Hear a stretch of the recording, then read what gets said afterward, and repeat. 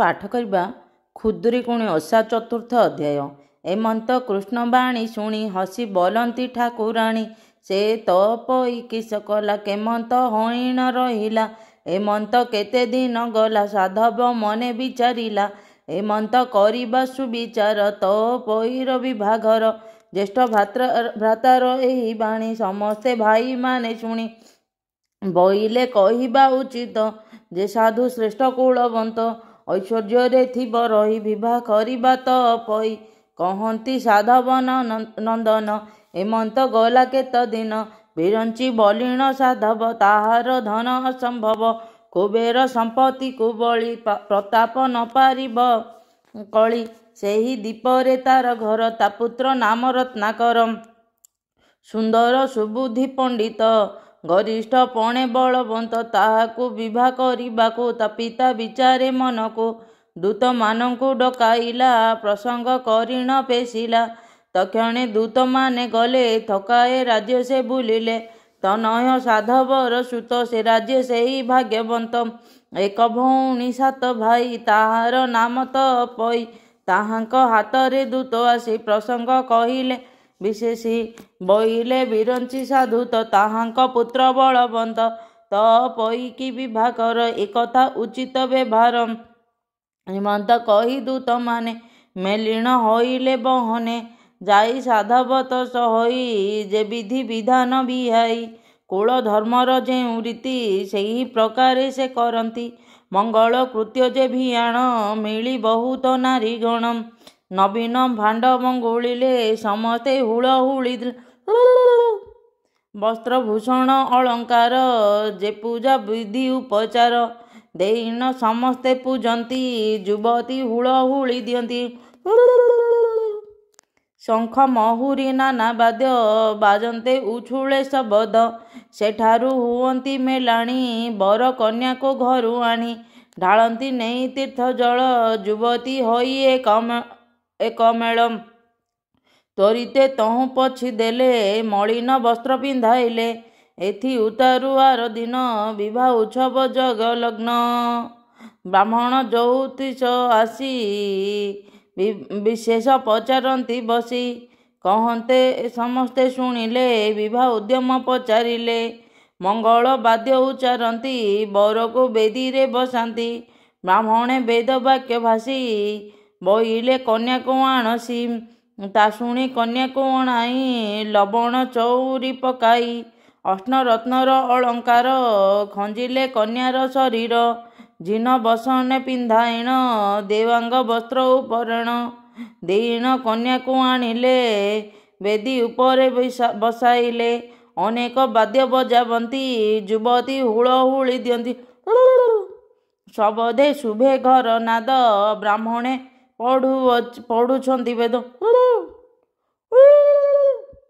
जन गहले नुहे पशी देखी बर कन्या को तसी समस्ते धन्य धन्य कले विवाह उत्सव बढ़ाइले बंधु कुटुंब ज्ञाति जन भजन देले मिष्ट अन्न से दिन रजनी पाहिला रवि किरण प्रकाशिला सात भाई को अणाइला बिरंची साधव उठिला बइला मेलाणी आंबको बहन दियो हे जीवा को शुणी तनय साधु सुते उद्यम कले जीवा अर्थे सज करिण राजदली बसाई तो पई बाली सुवर्ण चांद घरे थिला साधव बेगे अणाइला उपरे टणाइला सेही देखी आनंद तो पई चंद्र को बेढ़ी जेने तारा अति सुंदर दिशे तोरा देखिण नगर नारी माने बोलती धन्य तो जीवन सात भाई रे तो पई दंडे मुछंती केही नाही भाउज देखि न पारिले हार लागी दूर हेले सान भाउज नणंदर दंडे हे नुहे अभ्यंतर केमंते मूर्छिब एहाकु आसीबा जाए ता घर को एमंत शुणी तो पई बेनी नयनु लुह बई भाउज कांदे सकभरे लुह पछिण बेनी करे साही पढ़िसा जेते थिले कांदिण प्रवर्धन कले हेमंत सैन्य साज हेले जे जहा पाहान चढ़िले बर को सेवेश कराई पालिंकी उपरे बसाई ଆଗରେ ଗଲେ ତ ପଇ ପଛରେ ବର ଚଳିଯାଇ। ତ ପଇର 7 ଭାଇ ପାଛଟି ଖଣ୍ଡେ ଦୂରେ ଯାଇ। ବିରଞ୍ଚି ସାଧବକୁ କହି ଯେ ଯାହା ରୂପେ ମାନ୍ୟ ହୋଇ। ଲେଉଟି ଘରକୁ ଆଇଲେ କନ୍ୟା ଘେଣିଣ ସେଇ ଗଲେ। ଯାଇଣ ମିଳିଲେ ରାଜ୍ୟର ଶୁଣେ ଏଥୁ ଅନନ୍ତର। ଚଉଠି 7 ଯେ ମଙ୍ଗଳା ରୂପେ ସବୁ ଯେ ବଢ଼ିଲା। ଏମନ୍ତ ଶ୍ରୀକୃଷ୍ଣର ବାଣୀ ରୁକ୍ମିଣୀ ସତ୍ୟଭାମା ଶୁଣି। ବୋଲନ୍ତି ଶୁଣ ଦେବ ହରି ଶ୍ଵେତ ସ୍ୱର୍ଗର ଅପସରି। ସାଧବ ଘରେ ସେ ରହିଲା କେମନ୍ତ ସ୍ୱର୍ଗକୁ ସେ ଗଲା। କହନ୍ତି କମଳ ଲୋଚନ ଶୁଣଗ ରମଣୀ ରତନ। ସେ ଚୈତ୍ର ସେନ ସ୍ୱର୍ଗପୁରେ ଭାଳଇ ବସି ନିରନ୍ତରେ। ନିକଟ ଦିନ ହୋଇ ଆସି 16 ବରଷ ପୁରୀ ନାହିଁ। ଏମନ୍ତ ସମୟ ଗନ୍ଧର୍ବ ଇନ୍ଦ୍ରଙ୍କୁ ବହିଲା ଭଦେବ। ଏବେ ମୁଁ ଏମିତି କରିବି କେମନ୍ତେ ବିଚାରି କହ ଶଚୀନାଥ। ଇନ୍ଦ୍ର ବହିଲେ ଚିତ୍ରସେନ 16 ବରଷ ଯେଉଁଦିନ। ସମ୍ପୂର୍ଣ୍ଣ ହୋଇବଟି ଯେବେ ବିମାନ ଘେନି ଯିବୁ ତେବେ। ବସି କରି ତୋହର ନାରୀ ମଞ୍ଚୁ ଆଣିବୁ ସ୍ୱର୍ଗପରି। ଶୁଣିନ ଇନ୍ଦ୍ରର ବଚନ ଗନ୍ଧର୍ବ ଗଣୁଥାଇ ଦିନ। 16 ବୟସ ଯେଉଁ ହେଲା ବିମାନ ଘେନି ସେ ଚଳିଲା। ପୁଷ୍ପ ବିମାନ ଆକାଶରେ ରହିଣ ଥିଲା ସେ ଗୁପ୍ତରେ। ଦେଖେ ଦୈବର ଗତି ଯେ ଯାହା କର୍ମ ସେ ଭୁଞ୍ଜନ୍ତି। ତ ପଇକି ନେବା ପାଇଁ ଗନ୍ଧର୍ବ ଆସିଥିଲେ ତହିଁ। 7 ମଙ୍ଗଳା ବିଧି ସାରି 8 ମଙ୍ଗଳା ବିଧି କରି। ତ ପଇକି ଭାଇ ସାଥେ ବସାଇ ଗଜଦନ୍ତ ରଥେ। ଘରକୁ ଘେଣି ନ ଗମନ୍ତି ଶୂନ୍ୟ ଦେଖିଲେ ତାର ପତି। ଆଷିଣ ପଥ ଗାଳିଲେ ସବୁଙ୍କୁ ଘଉଡ଼ାଇ ଦେଲେ। ତ ପଇକି ଘେନି ଯାଇ ପୁଷ୍ପକ ବିମାନେ ବସାଇ। ସ୍ୱର୍ଗରେ ଯାଇଣ ମିଳିଲା ଇନ୍ଦ୍ର ଛାମୁରେ ଜଣାଇଲା। ମାନବ ରୂପ ତାର ଗଲା ଦେବ ଶରୀର ପ୍ରକାଶିଲା। ଆନନ୍ଦ ହୋଇ ବେନି ଜନ ସୁଖେ ରହିଲେ ସ୍ୱର୍ଗସ୍ଥାନ। କହୋଇ ଶିଶୁ ଗୋପୀନାଥ ଉଦ୍ଧାର ଶଙ୍ଖ ଚକ୍ର ହସ୍ତ। ଇତି ଶ୍ରୀକୃଷ୍ଣ ସତ୍ୟଭାମା ଉକ୍ତ ତପୋଇ ବିବାହ ସ୍ୱର୍ଗ ଗମନ 4th ଅଧ୍ୟାୟ 5ମ ଅଧ୍ୟାୟ। ଏଥି ଉତ୍ତାରୁ ଏବେ ଶୁଣ କହିବା ତହିଁର ବିଧାନ। ଯୋଉଁ ସେ ତପୋଇ ବାଳି ସ୍ୱର୍ଗ ଭବନ ଗଲା ଚଳି। ଦେଖି ତାହାର ବନ୍ଧୁ ଜନେ ଚକିତ ଚାହିଁଲେ ଗଗନେ। କହନ୍ତି ସମସ୍ତେ ଶୁଣିଲେ ବନ୍ଧୁ ଜନ ମେଳ ହେଲେ। ଦୂରରୁ ଶୁଭିଲା ଶବଦ ସକଳେ ହଇଲେ ନିବେଦ। ବୃଦ୍ଧ ବିବେକ ଜନମାନେ ବିଚାର କଲେ ମନେ ମନେ। ବୋଇଲେ ସ୍ୱର୍ଗ ଅପସରି ମର୍ତ୍ତେ ଜନ୍ମିଲା ଦେହ ଧରି। ଭୋଗ ସରନ୍ତେ ସେହୁ ଗଲା ସ୍ୱର୍ଗରେ ଯାଇଣ ବସିଲା। ପୁଣି ତନୟ ସାଧୁସୁତ ବୋଇଲେ ଏକଥା ଉଚିତ।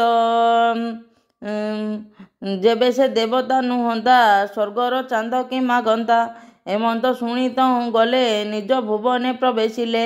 ସେ 7 ଭାଇ ମେଳେ ହୋଇ ଭାଳନ୍ତି ଏକ ମନ ହୋଇ। ବୋଲନ୍ତି ଦେବତାର ମାୟା କେ ଅବା ଜାଣିଥିଲା ଏହା। ନ ବୁଝି ଆମେ ଏତେ ସରି କୁଳବଧୂଙ୍କୁ ଦୂର କରି। ନାସିକା ମାନ କଟାଇଣ ଘଉଡ଼ି ଦେଲୋଇ ତକ୍ଷଣ। ନିରାଶ ହୋଇ ପଳାଇଲେ କାହିଁ ପ୍ରାଣ ଯେ ହାରିଲେ। ଏବେ କରିମା ଆମେ କିସ ସବୁ ମରିବା ଖାଇ ବିଷ। ଧନ ସମ୍ପଦ କାରଣ ଦହିବ ଦେଲା ଯେ କଷଣ। ମାତା ପିୟର ଆମେ ମଲେ ଆମେ କଷଣ ନ ଦେଖିଲେ। କହିଣ ବିକଳ ହୁଅନ୍ତି ନୟନୁ ଲୋତକ ଗଡ଼ାନ୍ତି। ଏମନ୍ତ ଗଲା କେତେ ଦିନ ଦୁଃଖିତ ହେଲେ ଅନୁଶୁଣ। ବହୁତ ବୋଇଲା କଷଣ ଜଗତେ ଶୁଭିଲା ଘୋଷଣ। ସାଧବ ପୁତ୍ର ହୋଇ କରି ଭାରିଜା ଦେଲୁ ଦୂର କରି। ଏବେ ପାଇଲେ ଏଡ଼େ ଦୁଃଖ ହୋଇଲେ ଅତିହିଁ ନିରେଖ। ସେ କୁଳ ବଧୂମାନେ ଥିଲେ ସମସ୍ତେ ବାରତା ପାଇଲେ। ଶୁଣିଣ ହୋଇଲେ ଉଷତ ବହନ ପେଶି ଦେଲେ ଦୂତ। ଯେ ଯାହା ଅନୁରୂପେ ଗଲେ ସାଧବ ମନ୍ଦିରେ ମିଳିଲେ। କହିଲେ ସକଳ ବିଧାନ ଶୁଣ ହୋଇଲେ ତ ସମନ। ସକଳ ବନ୍ଧୁ ଘରେ ଗଲେ ଭାରିଜା ମାନଙ୍କୁ ଦେଖିଲେ। ଦେଖିଣ କଲେ ସେ ରୋଦନ ବହଇ ଅଶ୍ରୁ ଘନ ଘନ। ସକଳ କଥା ମାନ ନେଇ ବହୁତ ହେଲେ କୁହା କହି। ବୋଇଲେ ଆସ ଯିବା ଘରେ ନାହିଁ ଯେ କଲେ ନାରୀ ଆସ ଯିବା ଘର ନାହିଁ ଯେ କଲେ ନାରୀ ବର। ବହୁତ କଷ୍ଟରେ ଅଇଲେ ଯେ ଯାହା ସୁଖେ ରାଜ୍ୟ କଲେ। ଧନ ବସନ ରତ୍ନମାନ ବହୁତ ବିପ୍ରେ କଲେ ଦାନ। ପୁତ୍ର ଦୁହିତା ହେଲେ ଜାତ ଏମନ୍ତ ବଂଶ ଅପ୍ରମିତ। ସେଇ ସାଧବ ବହୁ ଯେତେ ଅସ କଲେ ସମସ୍ତେ। ଭାଦ୍ରବ ମାସ ରବିବାର ଖୁଦୁରି କୁଣିଆ ଦେଶର। ସେଦିନ ଉପବାସ କରି ମଙ୍ଗଳା ଦେବୀଙ୍କୁ ସୁମରି ଅସା ମନ୍ଦିର ଯତ୍ନ କଲେ। ଚୂନରେ ଯତନେ ଲିପିଲେ ମଙ୍ଗଳା ଦେବୀ ରୂପ ଦେଖି ସମସ୍ତେ ମାନ୍ୟ କଲେ ଦେଖି। ସାତ ବଇତେ ଯେ ଦେଖିଲେ ସାତ ସାଧବ ବସାଇଲେ। ତ ପଇକି ମଙ୍ଗ କଣେ ଦେଖି ହସିଲେ ଜଣେ ଜଣେ। ବଇଲେ ଏପରି ସୁନ୍ଦରୀ ନାକ କାଟିଲା ସବୁ କରି। ସାନ ବହୁର ପ୍ରୀତି ସିନା ଭାଇମାନଙ୍କର ଦୁଲଣା। କେବଲେ ଆମର ବଲେ ନଣନ୍ଦ ଆମର କରିଛି ଯେତେ ଉପକାର। କେବଲେ ଦଳିରେ ବସିଲା କେବଲେ ଛେଳି ରଖିଥିଲା। କେବଲେ ଭାତ ମୂଷା ମାଟି ବନସ୍ତେ ଖାଉଥିଲା ଖୁଣ୍ଟି। ପାଉଁଶ ଲୁଣଏ ଖାଇଲା ତେଣୁଟି ଭାଇଙ୍କି କହିଲା କେହୁ ବଲଇ ଏଇଠାରେ ତୀକ୍ଷ୍ଣ ଛୁରୀଟି ବେଲେ କରେ। ପୁଣି ନାକ ଯେ କାଟିବ ଆମକୁ କାଳେ ବି ନାସିବ। ଏମନ୍ତ ପରିହାସ କରି କହନ୍ତି ସାଧବର ନାରୀ। ତହିଁ ଉଦାରୁ ସର୍ବେ ଗଲେ ଯେ ଯାହା ବିଧିରେ ଆଣିଲେ। ବିବିଧେ ଫୁଲମାନ ମାଳମାନ କର୍ପୂର କସ୍ତୁରୀ ଚନ୍ଦନ। ଅଗୁରୁ ଧୂପ ଦୀପାବଳି ବନ୍ଦାଇ ଦେଲେ ହୁଳହୁଳି। ଶ୍ରୀଫଳ ଆଦି ଯେତେ ଫଳ କାକୁଡ଼ି ମକା ଯେ କଦଳୀ। ଉଖୁଡ଼ା ମୁଆଁ ଠୁଳ କରି ଚାଙ୍ଗଡ଼ା ମାନଙ୍କରେ ଭରି। ଦିନ ମଙ୍ଗଳା ପୂଜିଲେ ଆନନ୍ଦେ ହୁଳହୁଳି ଦେଲେ। ଉଠିଣ ଗଲେ ଯେ ଯା ଘରେ ଆସି ମିଳିଲେ ପ୍ରଭାତରେ। ଏମନ୍ତ ପ୍ରତି ପାଳି କରି ପ୍ରାତଃ ସ୍ନାନକୁ ତହିଁ ସାରି। ପଥେ ଆସନ୍ତି ହୁଳହୁଳି ଦିଅନ୍ତି ନବୀନ ଦୁଲଳି। ଯାହାର ଯେ ଇଚ୍ଛା କଳ୍ପନା ମଙ୍ଗଳା ନାମ ସୁମରଣା। କହନ୍ତି ଯେ ଯା ମନ ଜାଣି ଦୟା କରନ୍ତି ଠାକୁରାଣୀ। ଦେଖିଲା ଗୋପୀନାଥ ଦାସ ଏ ତ ପଇ ଗୀତ ଶେଷ। କହନ୍ତି ପ୍ରଭୁ ପୀତବାସ ରୁକ୍ମିଣୀ ସତ୍ୟଭାମା ତସ। ଇତି ଶ୍ରୀ ରୁକ୍ମିଣୀ ସତ୍ୟଭାମା ଉକ୍ତ ସାଧବ ପୁତ୍ର ବଧୂ ସ୍ୱସ୍ଥାନ ଗମନମ୍ ନାମ ପଞ୍ଚମୋଧ୍ୟାୟ। ଏଇଠି ଆମର ତପୋଇ କଥା ସମାପ୍ତ ହେଲା। ଜୟ ଜଗନ୍ନାଥ। ହର ହର ଶମ୍ଭୁ।